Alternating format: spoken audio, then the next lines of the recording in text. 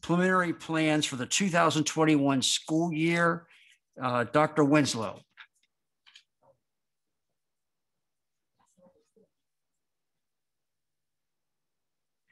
I got to see Hadley sing a few weeks I know.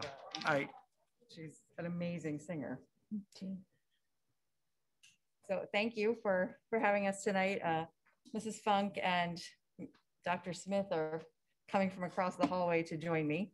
And Mr. Valentin is joining us as a panelist.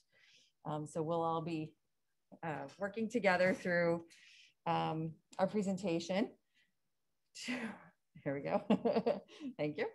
To just discuss the fall preliminary plans. I know it's been on everybody's mind. What is the fall going to look like? And we'll just reiterate, we're definitely having a full reopening. That is our plan. And we should go ahead and move it forward, Mrs. Landry. Just a quick agenda. I'll walk you through some of our planning, some of the mitigation strategies we expect to still be in place, what we anticipate for mental health and well-being support, although the building principals will speak more fully to that for each building, building specific information. And then I'll finish it up with some department specific recommendation or some information, as well as guidelines and some open-ended pieces that we still are looking to figure out. So we have been planning regularly. Building teams meet weekly at the building level, 2 to 3 times a month as an administrative team, and monthly as curriculum teams. So we have multiple teams meeting different times, different places, and then regularly pulling that information together. We have a social emotional learning team. We've been meeting 2 to 3 times a month and pretty extensively, doing a lot of planning to prepare for next year. The meetings address issues that are surrounding schedules, social emotional well-being of students and staff, potential learning gaps and acceleration strategies, as well as refinement of procedures and structures to ensure best practice instruction. So really looking at our multi-tiered systems of support, looking at our professional learning communities, looking at how we do data review, curriculum revision, et cetera. So a lot of the pieces that we already have in place, but making sure that we're really maximizing the potential for those structures to serve us well as we go into the fall. We also are looking at how to continue to offer a safe learning environment for students and staff. We anticipate having a COVID response team in each building.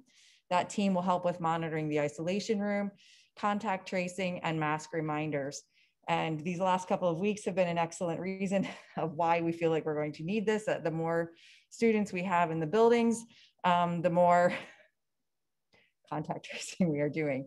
And that takes up a tremendous amount of time from the administrative team. So we really want to make sure that we have people on hand to make sure that that's getting done. We do anticipate still having some mitigation strategies for the fall. Of course, we are guessing at this. So much of what we have been doing has been trying to make educated guesses. We assume that we will be encouraged to still wear masks, probably mandated to still wear masks is what I would guess. And to be encouraged to be cohorting as much as possible, which is pretty, like, we can do that to a large degree at the elementary, but not to the same degree that we've been doing this year. And Mrs. Funk will explain that a little bit further. We expect to have universal masking. We'll continue to purchase extra supply of masks for students and staff. We anticipate facing all desks in the same direction as much as possible and continuing to provide hand sanitizer, Kleenex, soap, all the things that we've done this year, we'll continue to do next year.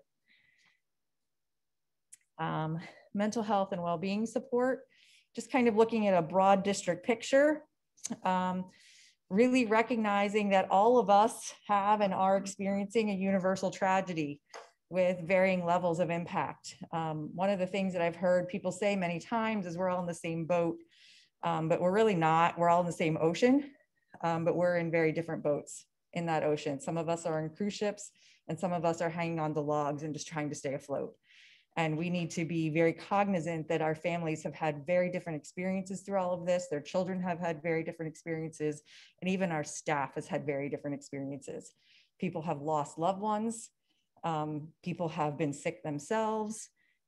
People have lost jobs, their spouses have lost jobs. There's just a lot that has happened in these last 14 to 18 months that we want to be very cognizant of as we are working with our students and their families. So we are looking at social emotional learning and trauma-informed practices to be implemented district-wide. This is a K-12 piece. It is not something that will be optional for our staff. It is something that everybody will have to participate in. And we're looking at using our 2-hour late starts to be focused on professional learning around social emotional learning components and strategies, so that our staff has a full toolbox themselves of resources and can then model that for our students. And so at this point, I will step aside and ask Dr. Smith to come forward to talk about some building considerations for the high school. Good evening, everyone. Good evening. Nice to see everyone in person. Thanks for having us. So at the high school, I have 9 considerations to go over, and then just a little bit about virtual planning for next year. So our first, so for next year, like we're doing this year, we have in our classrooms, the desks will all be facing one direction. In our standard classrooms, we have 20 desks right now. When I say a standard classroom, I mean a majority of our classrooms, like a standard English classroom, a standard mathematics classroom. We're going to bump that up to 25 desks for next year. And so, that doesn't mean that we can't be more than 3 feet apart, but for a class that will have 25 students, it's going to look more like a traditional classroom, and students would be about 3 feet apart. Some of our classes run at 17, some run at 20. So again, we're speaking about just generalizations and averages when it comes to when we're talking about classrooms. And we will be spending more time this summer on balancing. You may think, well, we have 75 freshmen signed up for English. Can't we just put 25 in each classroom? And it doesn't always work out that way, because those 25 freshmen probably have different mathematics courses, different levels of social studies, different electives. So it's not just like a nice clean fit when you're going through the schedule. So we've been sort of toying with an overflow plan that we have in place right now. We've had very little usage of it, but essentially our overflow plan is if we're over 20, the teacher would contact one of our library staff members, send a student, register on a Google Doc, email goes back to the teacher. Jeff Smith made it to the library. Jeff Smith stayed here for the duration of the period. They're monitored to make sure they're on their, participating in their Zoom class. And, we keep the communication open like that. But like I said, this in the last few weeks we haven't used this very much, but it is a plan we have in place. Our cafeteria, we took out, if you ever saw the cafeteria pre-COVID, we had a combination of rectangular tables, square tables, and round tables. We removed all of our round tables last summer, and we're looking to keep them out. We're going to look for keeping the rectangular tables in. Right now we're at 6 feet, left, right, front, back. And so we're going to look to rearrange our seating, and we're going to stagger kids for next year. They still wouldn't be facing each other, but they would be staggered sort of diagonally. And that gives us about, it's somewhere right around 3.5 to 4 feet, depending on where they sit on the benches. So we also will still be using our hallways. And when the nice weather, we have the area outside. We have about, I believe there's about 8 or 10 metal picnic tables. We have them numbered right now, and our students are allowed to use them now.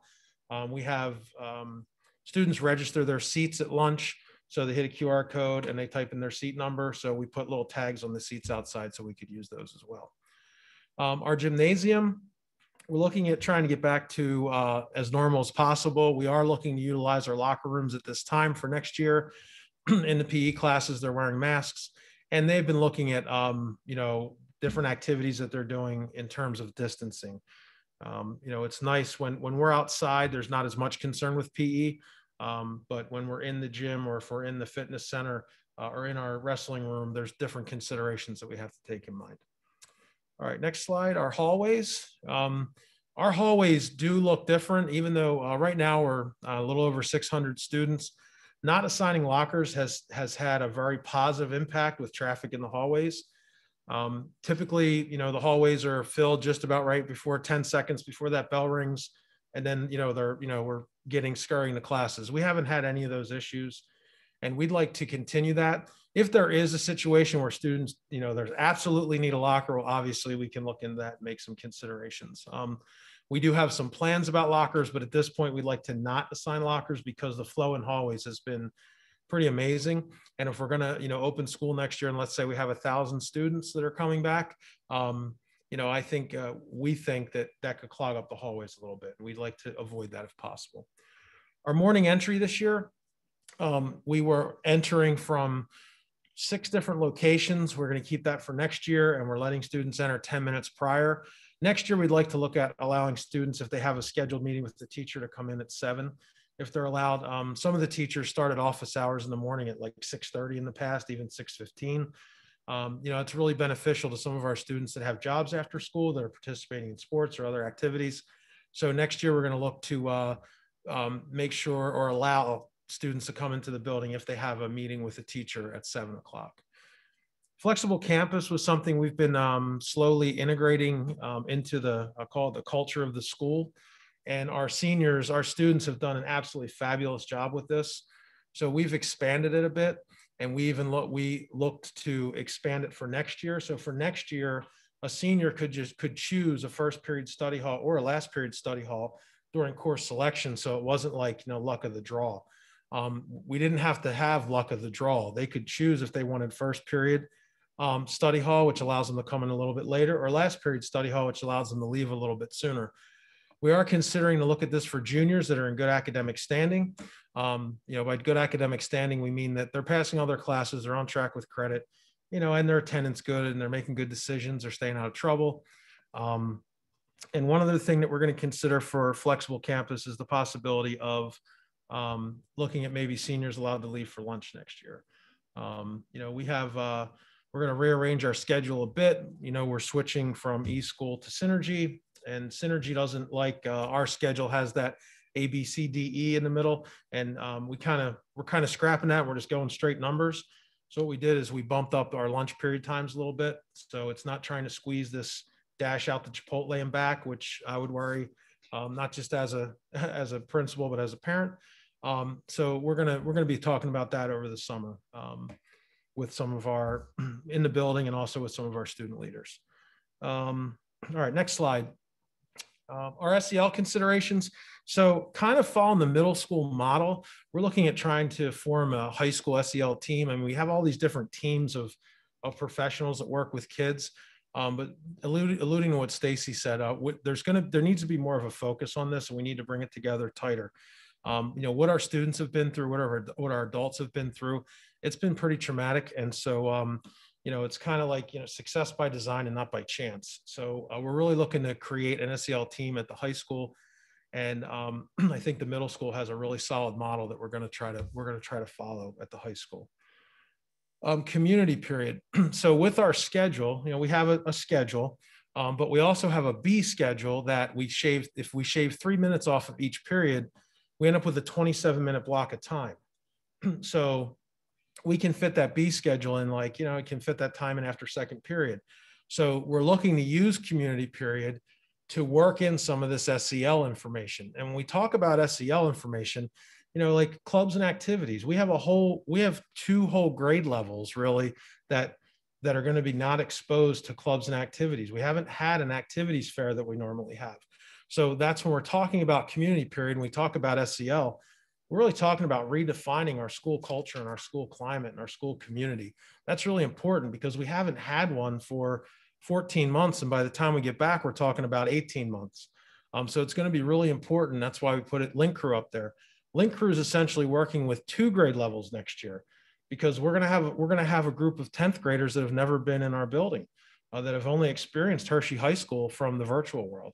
And we need to make sure that, we're tucking them in and we make sure they feel like they're part of something special at the high school. Been talking with Link Crew a lot, and they have a lot of great ideas. And the best part about Link Crew is there's so many kids involved. So the students can work with other students, and I think that they can spread a great message that way. And the last piece here would be our academic supports and expanding our academic supports.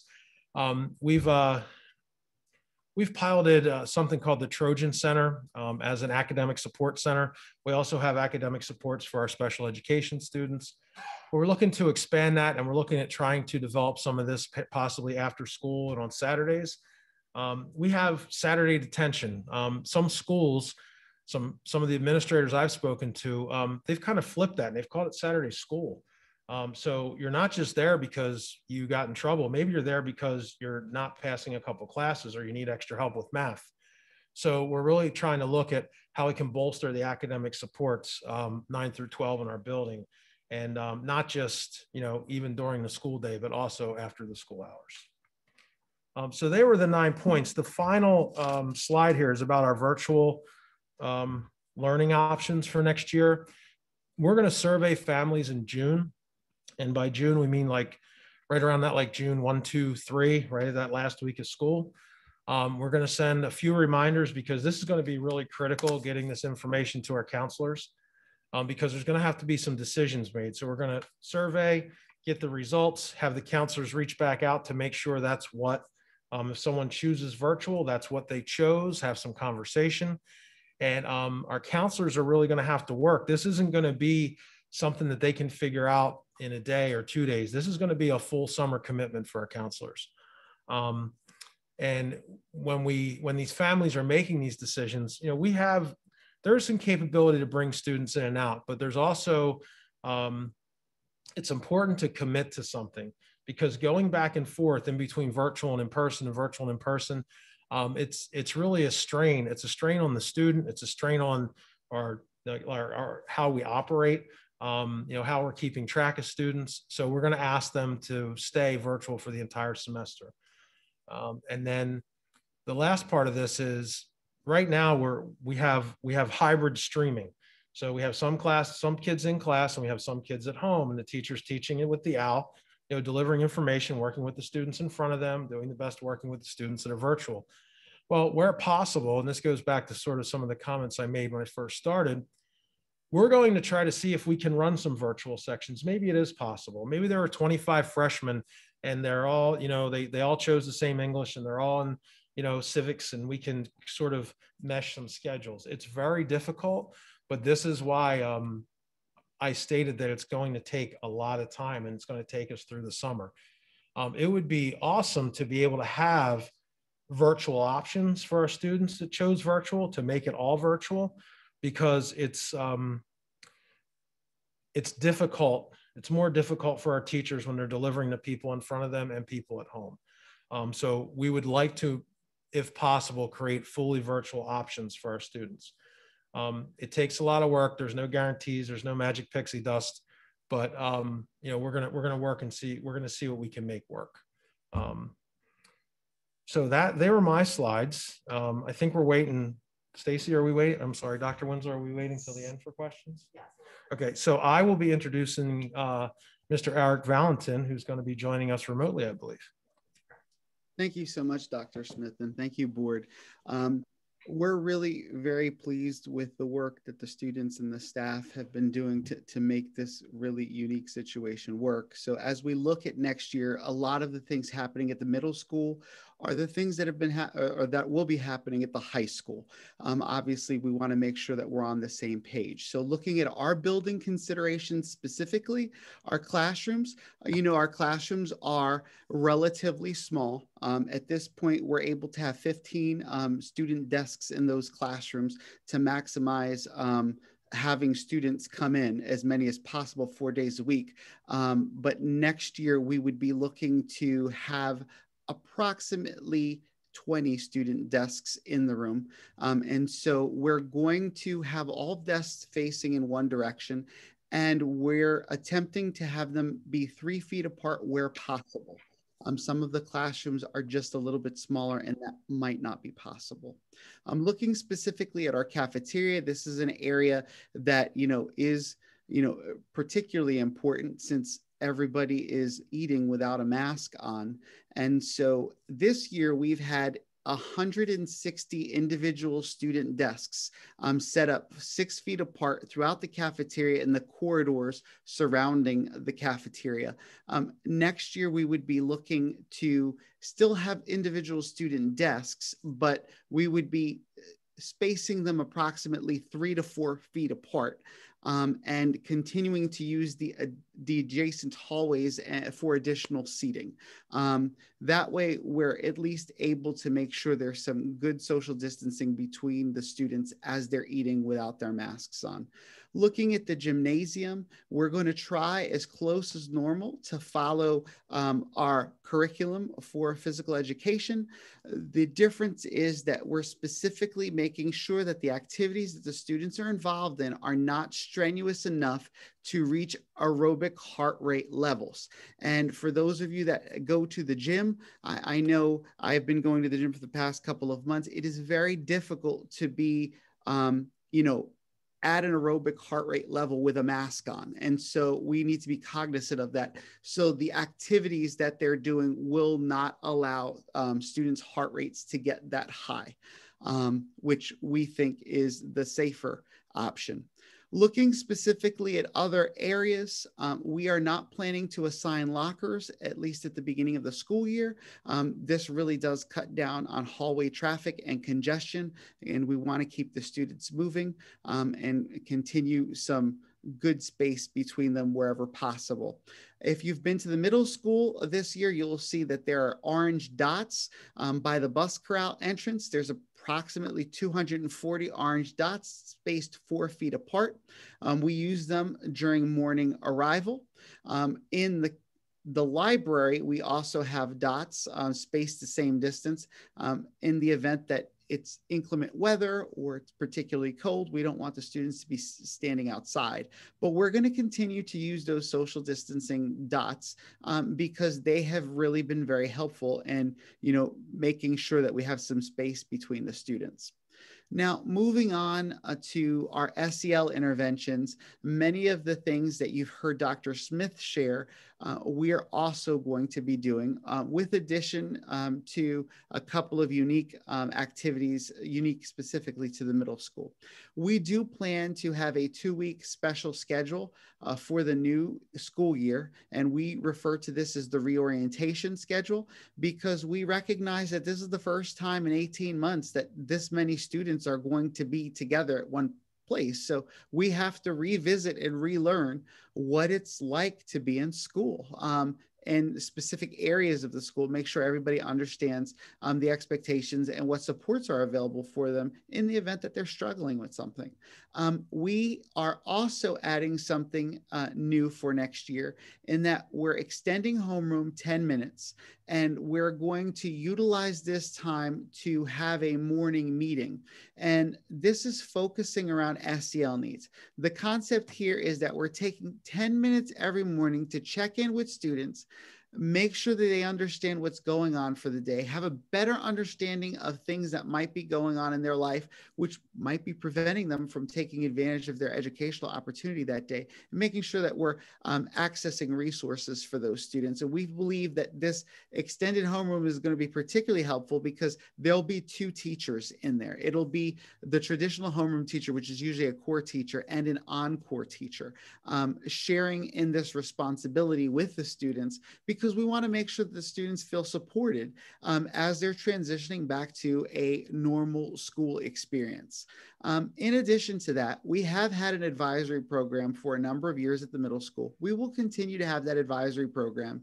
And as part of the updated schedule we did this year, the advisory program is actually baked into the 6-day schedule. In the past, we just ran an extra special schedule on Wednesdays to allow for advisory, but we've now baked it into the schedule to make sure that it is in fact happening every 12 school days, which really allows for teachers to make some connections with students. And we think these kinds of connections are going to be particularly helpful for our students as they're transitioning back to our normal school environment. If we could switch the slide, please. So that brings us to what we're looking at for virtual and remote learning options at the middle school. similar to the high school, we're going to have families select this learning option. But because of the impact on what we're doing in the building, as far as making sure there's only so many physical people in each classroom at a time, we want to make sure that we have them committed to the whole first semester. This will allow us to, similarly to the high school, we will be running fully virtual sections wherever possible. So if you look at the concept of an instructional interdisciplinary team, each teacher has 4 sections of classes that they rotate through over the course of the day. We are planning at this point to have one of those sections be 100% virtual.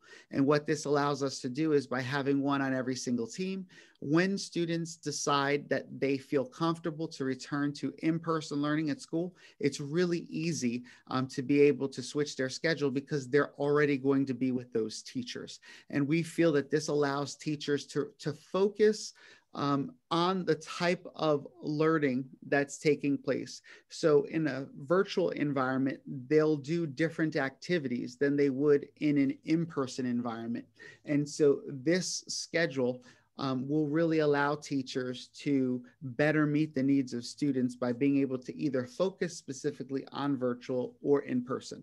And that's wherever possible. Certainly our core classes are going to be like that. Our encore classes, most encore classes will be like that. There are a few that we're not able to do that with, but the intent is to try to offer that for as many classes as possible to really make sure that the teachers are able to offer a quality experience for the students that are learning fully virtually. So we are excited about these prospects. We really do believe that we have some plans in place that are going to really help students to feel more comfortable being at school, while still making sure that we're doing everything possible to keep that environment safe for all students and staff. So with that, that's the middle school component of this presentation. And I'm going to transition over to my colleague, Jenna Funk, the principal at the elementary school. Hi, everyone. So just sharing some plans with the elementary, and some of the plans are very similar to the other buildings. But I will say that we will be using a lot of the mitigation strategies that we're currently using, with obviously encouraging hand washing and hand sanitizing, limiting students sharing materials back and forth. When you think about our classrooms, one of the differences will be that with a full return with students, our desks will be distanced 3 feet apart when feasible. Depending on the number of students in a classroom, that's not always going to be feasible, but we will separate them to the greatest extent possible in the classrooms. As Dr. Winslow shared, if the mask mandates are still in place, we absolutely will still have students wear masks throughout the day. In the cafeterias, we again will have students seated at tables 3 feet apart. We are still looking at our cafeteria spaces. There is a great possibility that we'll have to utilize some of our other larger area spaces to be able to get the number of students that we want to get in for a lunch group, to allow them to eat in a larger group space versus the classroom. So that's something that we're looking at, but the distancing is planned right now to be 3 feet apart in those areas. For recess and gymnasiums, our PE classes have been virtual this year, so we are looking to have all of those essential arts classes in person. In the gymnasium, a difference for next year is we won't have more than 1 class in the gymnasium due to hopefully some additions and some schedule changes, but students will participate in gym with their classroom cohort. They will wear masks during that gym time. And of course, that physical distancing will be encouraged from the staff members leading that class. And you'll see the similar thing at recess. Students will participate in recess. They will go outside with their grade levels. That physical distancing will be encouraged from the staff members outside. And of course, if the mask mandates are still in place, we will have students wear masks during recess. Social emotional learning, we will be continuing with some plans that we've had in place for many years at the elementary school. We have been utilizing our second step curriculum for social emotional learning that's been in place for some time. So that will be continued. We do have a school team that's working on beefing up some of those lessons, also looking at our transition of students back in, especially those first weeks in school, to do some of the bounce back lessons that we utilized this year to bring those back, give some students reminders about those. And we also have a building school-wide positive behavior support team that has been working all year on looking at also creating some more lessons and some more specifics for all teachers to be able to teach students the routines that they need to be successful in the different areas of our school environment as well. In addition, we did add morning meetings this year. We will continue with those next year. It is a protected time in our master schedule. And then we will also be asking teachers to keep a protected time in a cycle of a schedule to do that, the second step lessons curriculum. For the virtual learning option next year, it will look different than it has looked this year at the elementary building. We are looking at students who would choose to be enrolled in a virtual program. We would be utilizing curriculum and instruction offered through the Capital Area Intermediate Unit through the KOLA program. So that program and the teachers for that program would be from Capital Area Intermediate Unit. The district would work closely with them and we would have a liaison, but the curriculum, the instruction, and the teachers would be provided from the CAIU. In addition, we would ask that families selecting that virtual environment would remain in that environment at least until a trimester. KOLA is split by semesters, so there would be a little bit of a transition, but we would be able to make that work as long as we were sticking to any changes happening at trimesters.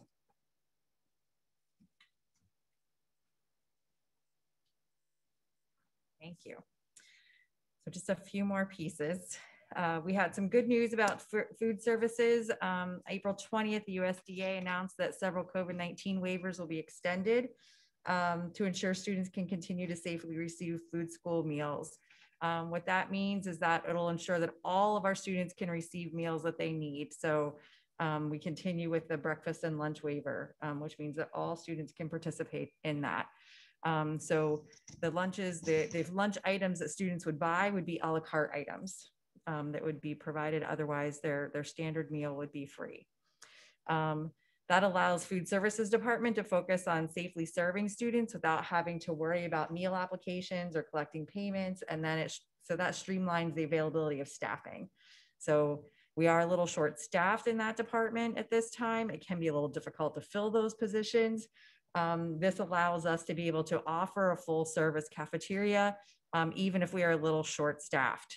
We would still be able to do what we need to do. Families who are struggling to make ends meet, but don't necessarily qualify for free or reduced lunch will know that their kids are getting a nourishing meal and be ready to learn. And we can maintain grab and go meal options and pandemic safety measures to protect students and staff. So that was some pretty exciting news that just came to us this past week. Buildings and grounds. So many pieces have already been done with our buildings and grounds, but I didn't want to reiterate all of those. While I did want to just touch on a couple of things. We did have an indoor air quality report assessment done by Train in the fall. Our systems are calibrated per manufacturer specifications. HVAC adjustments were made to allow maximum amount of airflow.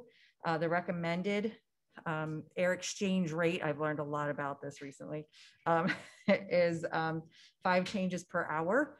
And our systems are set to be able to maintain that as long as we stay within room capacity. So if a room is meant to have 25 kids in it, but you put 30 in it, that slows down that air exchange. So if you're staying with that, so when you're hearing our principals talking about a certain number of kids in a room, it's to keep social distancing, but it's also part of the HVAC system to keep that air exchange rate happening, which is really important when you're talking about virus spread.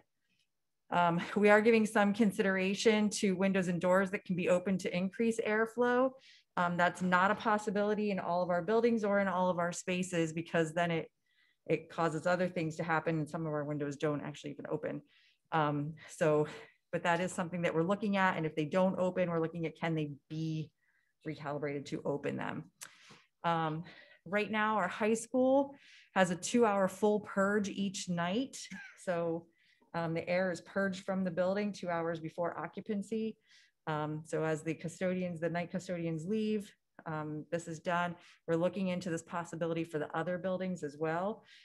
We thought it was very important for the high school because there's so much more use at the high school, but definitely want to look into the other ones as we bring more and more students back. We're also looking at opportunities to improve our systems, especially for large spaces, again, at the high school to allow for MERV 13 filtration. And finally, we're looking at the possibility of humidity monitoring. There are some issues with humidity. We often think about humidity in the Northeast as being an issue when it's too high, which of course will allow mold to grow. But one of the issues in the wintertime is when humidity is too low, which allows for virus spread. So at this point, we're looking at least monitoring that to make sure that we're staying within a 40 to 70% humidity range. And that way, if we're not, then thinking about what steps can we take to make sure that that's happening. Transportation, we will uncombine routes and buses will run all their normal routes again. And I thought that I would take this moment to say we need bus drivers, please apply. That's depending on how many students ride the bus. Many parents have been transporting their students this year. Many students drive. We probably will not be able to keep the same level of social distancing if everybody decides to ride the bus again, but we will do our very best depending on how many students are on each bus, but we will run all of the routes again. Okay.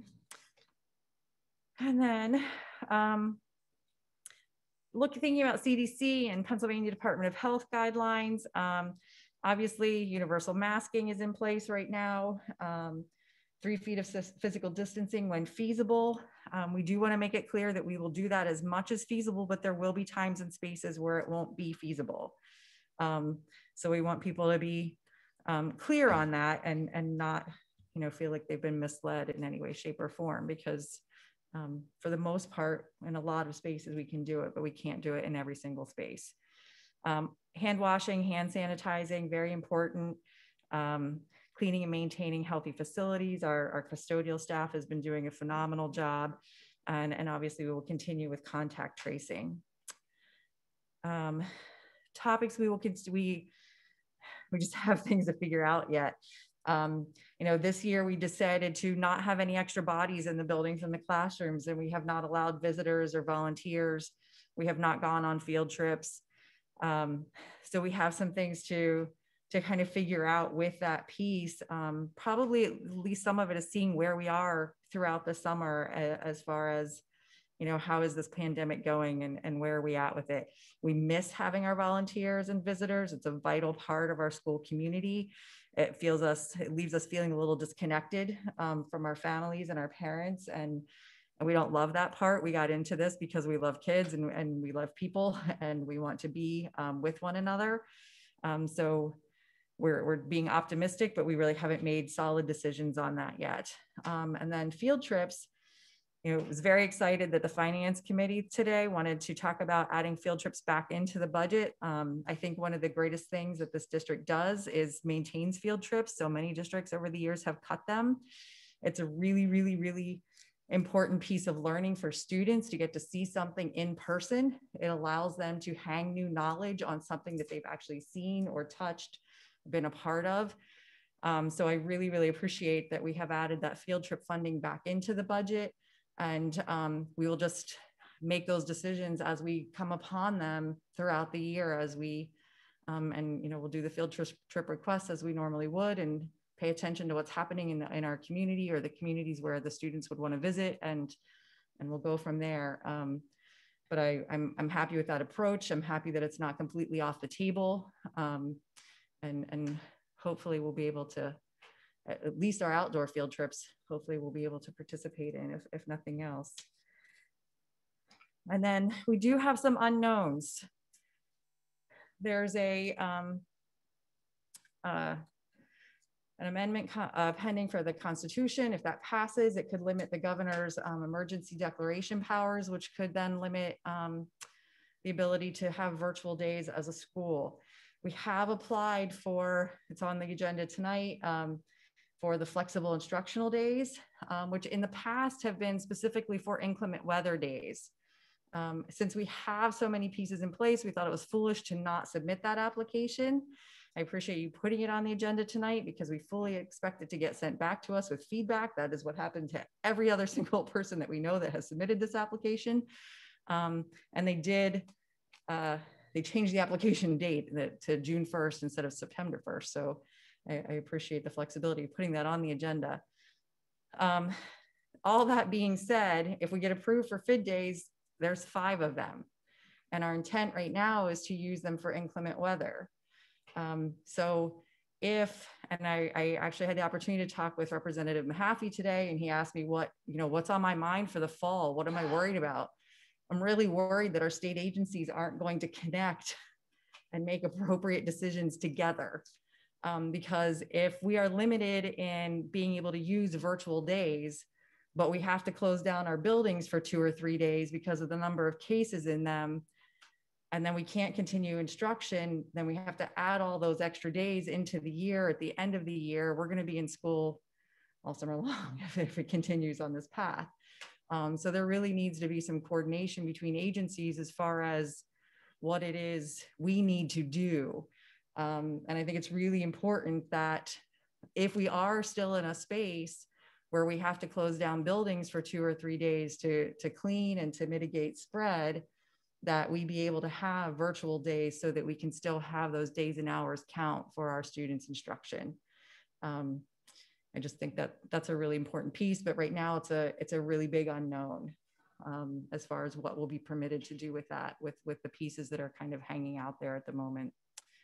And of course, we are bound by the State Department of Health and the Department of Education. I think it's really important to remember that we are a government agency. We are governed by the state, and we have an obligation to be within that governance as an organization.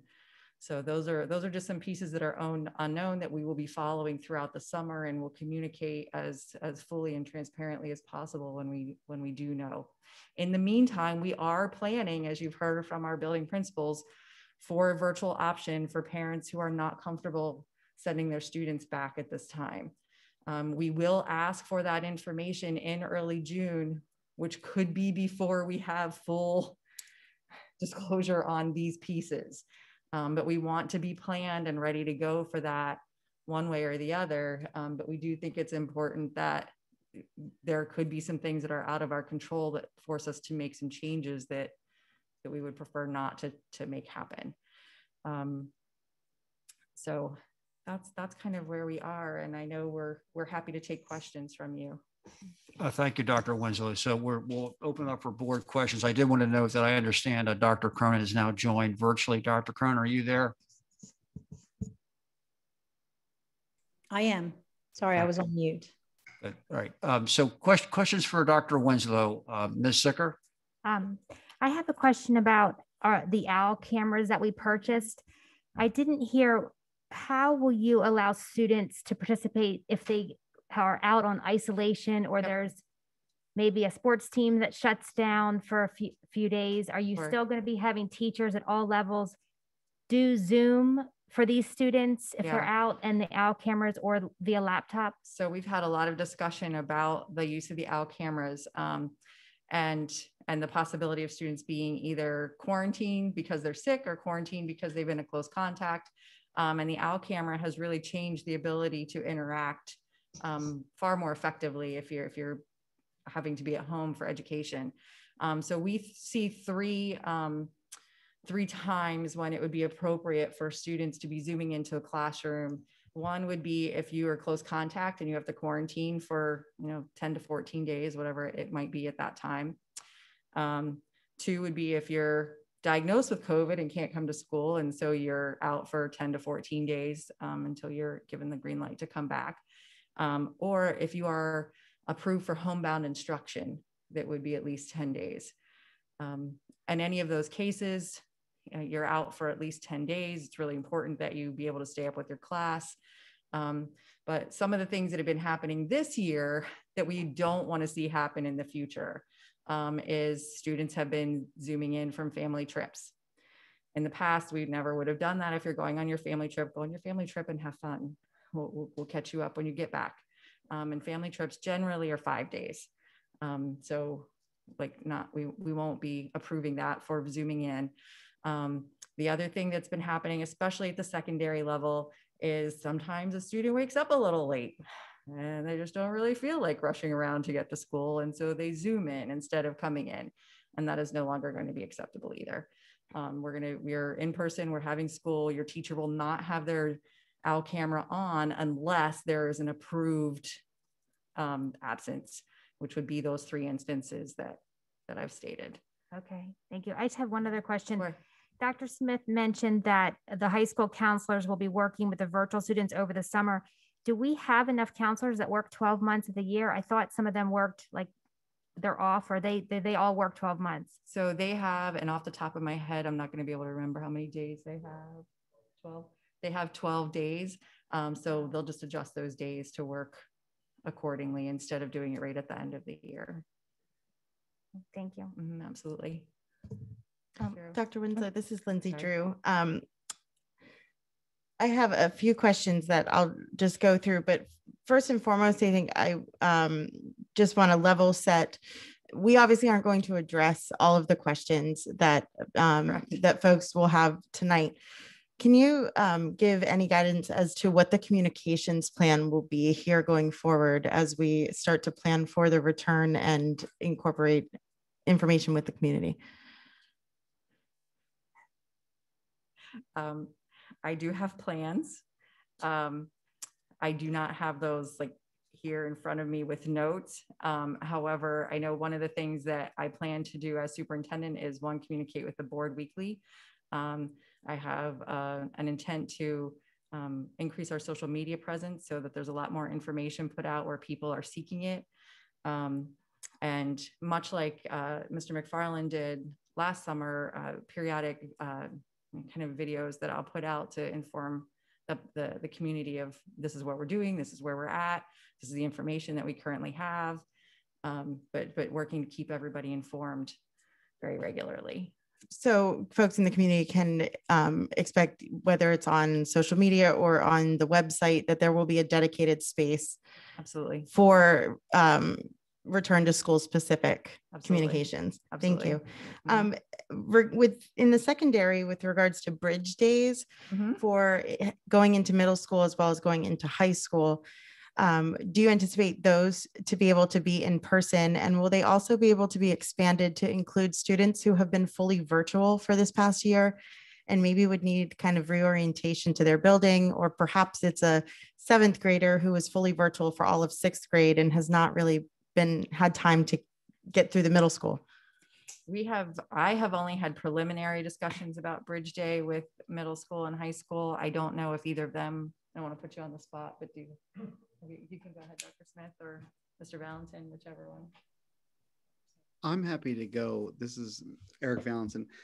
We are having conversations because we do have web crew at the middle school, it's link crew at the high school, and we want to honor the fact that the transition to middle or high school is really important. We're just trying to figure out how to make that happen, following the guidelines that we're needing to follow. But we do intend to do something. And we also understand that there are a number of students that really have to be reoriented to middle school, even if they are not going to be in the 6th grade. And so that's one of the reasons why we have that 2-week reorientation program at the beginning of the school year, intending to catch all of those students in a safety net of sorts. And at the high school, we are planning for an in-person bridge day. We've started having meetings with link crew leaders, with the faculty leaders, and we are having discussions about what to do. And I mentioned, like, what are we going to do with our 10th graders that haven't been in the building? What are we going to do with new students? Because we do have a new student component where we'd offer days in the summer where they could come in and tour the building, meet their guidance counselor, meet a couple of their peers. So we are planning for an in-person bridge day. And there are discussions about what to do with other groups of students to get them introduced to the building. Thank you. I have just two more questions. With the virtual learning for the elementary school, I'm going to be really honest that I'm disappointed to hear that we would be going back to the CAIU Keola model, because correct me if I'm wrong, that does not offer a synchronous virtual option. As far as I know, it does not at this point in time. We do like the elementary curriculum much better than the secondary curriculum. And we've actually never used the elementary curriculum before. They've upgraded that in the last 2 years. We've actually never offered any kind of virtual option at the elementary level. And while it is not going to be the same as having our teachers, we simply can't maintain it with the staff. This way, we can't dedicate a staff member per grade level and have that be a sustainable piece at this point in time. Even if there were a response to return to school plans, that there was a classroom's worth of students in each grade? It's with the back and forth piece, we really can't. If people would be willing to choose it and choose it for the year, then we might be able to make that happen.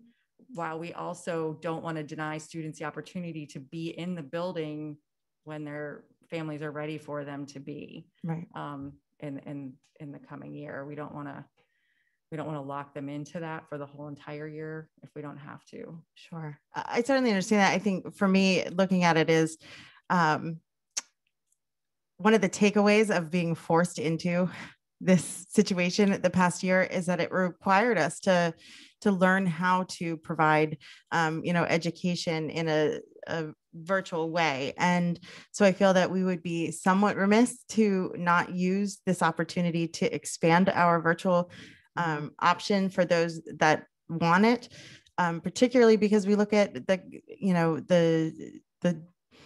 number of students that have gone into cyber charter schools and making ourselves competitive, in that arena to be able to provide education to families in the district from that way. So I would hope that we at least remain open to looking at those. We are totally, and I don't know if Mrs. Funk wants to say anything.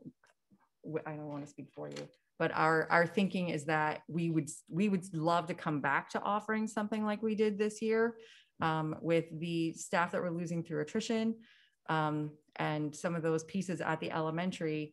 We just don't feel that we can afford the staffing for it. If there is a point in time where our economy is more robust and we can bring those folks back, then we can look at how we might be able to do that, continuing that for the future. But we do want to be able to offer our own robust and rigorous virtual options. Thank you. And my final question is, in all of the schools, it's been addressed that for the cafeteria, it would be 3 feet of distancing. And we know that currently the mask mandates require 6 feet of distancing. And so I'm just curious as to what the plans are, that in the event these mask mandates don't change and 6 feet are required, what are we planning for and putting in place to make sure that that is not a barrier, and that we can meet the state and health guidelines for mitigation while not having it be a barrier to in-person learning? Because talking about the large group rooms, that's one of the reasons taking those. If we had to take those away this year, bringing back, then we would have taken away from band and all of these other instructions. And I don't want to see that become the case. And so to have a fallback plan, I think, is really important. Absolutely. And one of the things that we have found is that there's conflicting information on the state's website. So there is a space that says other areas right now. And in other areas and other circumstances, it says when eating with masks off, at least 3 to 4 feet apart when feasible. And then there's another section that says cafeteria. And that's where it says 6 feet required. So there is conflicting information on that state website at the moment regarding what it is exactly we're supposed to do. So at this point in time, we want to get all the kids back. We know that there's a large segment of our community that wants all of the kids back. At the middle school and the high school, we can get 3.5 to 4 feet while eating and have the space for all the students to eat. At the elementary, in order to do it, in the cafeterias, it's 3 feet. But we would be looking at trying to keeping them face all the same direction. And we would probably be moving out into hallways and other spaces if needed. It would just take a lot of coordinating in order to do that. So Mrs. Funk and her team are still working on those alternative plans just in case someone decides to straighten out that information. And just for the record, I'm not saying if the mandate doesn't change or if it is, 6 feet, that should Right. not at this point, be something, because we'll have time to anticipate it. Exactly. I just want to make sure that we're prepared for all of those options so that it doesn't become a barrier Yep. close to the start of We the year. definitely do not want to be yelled at for that. Thank you. Yep. Dr. Winslow, this Yes. is Judy Haverstick. I just have a couple of questions. Sure. First, along the lines of the cafeteria in the elementary school, I think maybe it would be beneficial just to see what some of the other school districts that have been doing this for a while, maybe they have some ideas as far as how they're doing that. I know their configuration of the cafeteria might be different, their space might be different, but there still might be some value to just seeing what they're doing. They might have some ideas because a lot of them have been doing it for a while now. So I don't know if that's something that I'm sure they would be more than willing to, converse and see if there's some benefit there. My other question is in regards to the decision of families in elementary, middle, and high school to go virtual. I just wanted to clarify whether it's like you're surveying them in June if they want to go virtual, or are they making a definite decision in June? Because June 1st to the end of August, a lot can happen with the virus, and it could be very challenging for a family to try and decide. They might think one thing in June, and depending on what's going on with the virus, think differently in August. So I didn't know exactly how that was being handled. And Thank you. I appreciate you clarifying that. It is our intent that people are making that choice in June for what they would like to do in the fall. And the reason for that is because the scheduling aspect of it is no small task. So like at the high school, for example, to Mrs. Sicker's question, we're really looking at guidance counselors using 10 to 12 days to get that all straightened out and to get those schedules oriented appropriately. It's very, very, very complex. And if we want to be able to provide virtual sections, it's going to take a lot of work and planning in order to make that happen. So we really need to know, and same with like class placements. So, if we're doing scheduling and we're placing students in classrooms at, say, at the elementary, for example, we try to place them with a teacher who's going to be really good suited for their needs, but we're also taking into account the other students in that classroom. So if we have on August 10th, a whole bunch of people changing their mind, we don't have time between August 10th and the start of school to rearrange all of those classrooms and to get those schedules pushed out to families. So we really, in order to do this planfully and appropriately, we need to know what people's plans are by the end of June, or by the middle of June.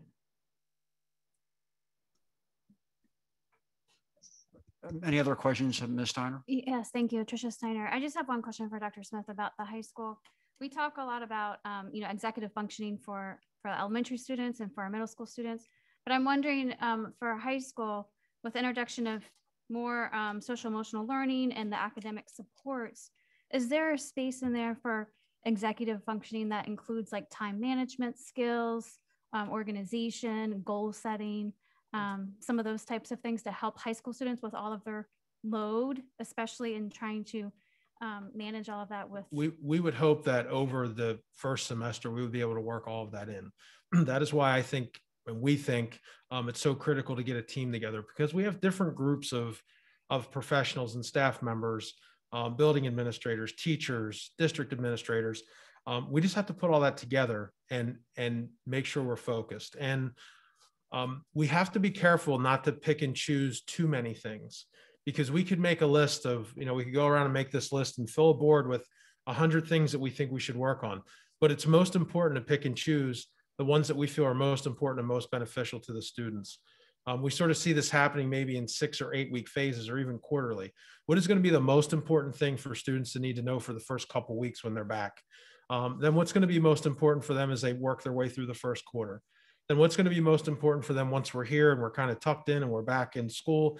What's going to be most important for the second quarter? And we need to be careful in our approach, because if we choose too much and it looks really good on paper, I like to think of things in a little simple T-chart. We did it and we just want to check off all the boxes, but I like that we did it well column. We could do it and we could do like 50 things, but I think it's going to be really important to focus on the 5 or 6 things that are going to be most important for our students. And we can build upon that. And we're looking actually at a program to bring in that I have a meeting tomorrow morning with a group of people that work specifically with high schools in terms of integrating this whole SEL umbrella. And they're pretty extensive because they have 100 different topics they cover. We can't do 100. We need to be really focused. And that's why if we get this team together and we have the right people in the room, we can narrow down our approach, because I think it's going to be really important to be focused. Great, thank you. Ms. Sicker? I just have one follow-up about the HVAC units. Sure. We had conversations about this last June after the shutdown, and we were preparing for the open over the summer, that we authorized a contract with Train to monitor every HVAC system in all the buildings. I was under the impression that we were already monitoring the humidity, because I had a conversation with Mark Anderson, the director of building and grounds, that the virus doesn't like humidity, because I had learned about this from our dental office and everything we've done to filter the air with UV light and HEPA filters.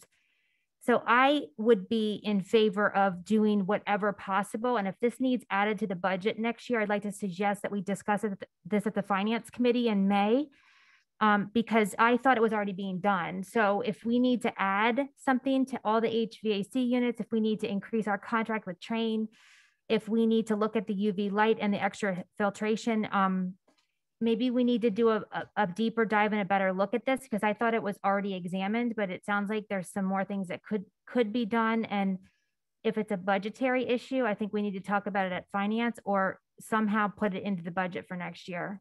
Thank you. And this is Trisha Steiner. I just follow up with the ventilation. For the school buses, can we have the windows be open? Because I see buses around, I never see a window open. Yeah, we can absolutely have the windows open. That's one of the pieces that it's actually recommended. Okay, great. Thank you. Mm-hmm. Dr. Winslow, I have 3 questions. Can you hear me okay? I can. Yes. So the first question is, and I apologize if this was covered, but I was, reviewing the slides on my own. Will the school have any requirements or recommendations for students over 16 regarding the vaccine? No. Okay. Thank you. And then secondly, will the number of families who quote unquote register as a virtual learner in June, will that number determine whether or not we can go fully live for everybody 5 days a week? No, we will go fully, we will do full return 5 days a week regardless. Perfect. Work one way or another.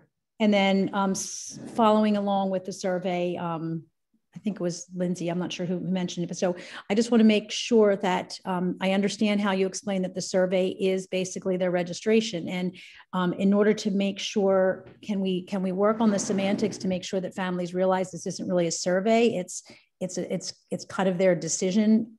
Absolutely. Obviously, things can change, but that would be on a one-off situation. But I think part of what got us into trouble last fall was we asked for a survey and people were kind of, we were all kind of not really sure what was going to happen, but pretty flimsy in our responses, or at least many of us were, I think, so that we didn't really have good numbers. And then when things changed on a dime, we went down a path that was much harder to change from. So I just really want to make sure that families realize that this survey in June is really critical to make their decisions. So that's all. Thank you.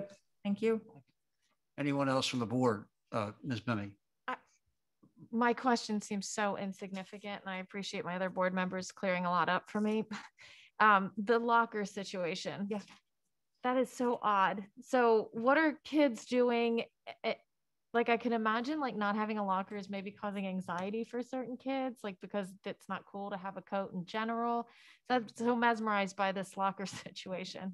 It actually has not been a deal at all. And what we found when we cleaned out lockers last year at the high school in particular was almost all of them were empty. The kids weren't using them anyhow. Or there'd What are be they like, doing with their things? they Like just how carry is them that- all around in their backpack. And we don't use textbook, like the way that you and I think about like hauling textbooks Yeah. around because, you know, we're the old. 1940s Yeah, when we went to school? Yeah. there's so many classes that don't use textbooks that way anymore. Their materials are mostly on their iPads or they're reading articles. They're doing different pieces like that. They don't really have to lug books around. And if they are using a book, a lot of times it's just in class. It's not one that they have to take back and forth. And are they taking their coats with them all day or are they leaving them in their homeroom? That's a good question. Mr. Valentin and Dr. Smith, what are they doing with their coats? It just kind of varies, I guess. I think some teachers don't mind them leaving them in their homerooms. And a lot of times the kids, especially at middle school and high school, they wear a lot of like sweat jackets and stuff. They don't, and pullovers, they don't really wear like, again, like big puffy coats that were cool when I was in high school are not cool now. So it makes you wonder if lockers are becoming a thing of the past. But They could be. when you're forced to do without them, then you realize you don't really need them. And it's really cut down on hallway congestion. It's cut down on hallway issues. You know, they just go to the next class and it's fine. Thank you. Yeah, of course. Anything else from the board? Great. Well, Dr. Winslow, I want to thank you and the entire team.